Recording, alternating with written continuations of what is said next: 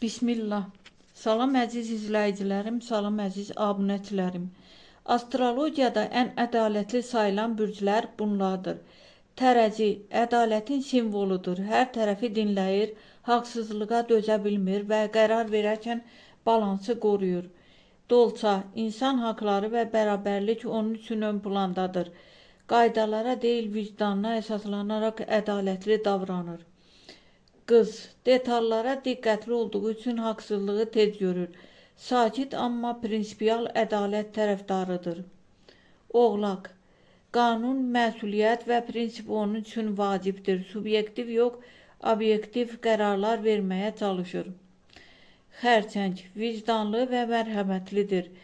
Ədaləti hisslər üzərindən qiymətləndirir. Zəifi qorumağa meyillidir. Qeyd, ən obyektiv və açıq şəkildə ədalət tərəfdarı tərəzidir. Ən vicdanlı və bərabərlikçi isə dolça sayılır. Sağ olun, Allah amanda.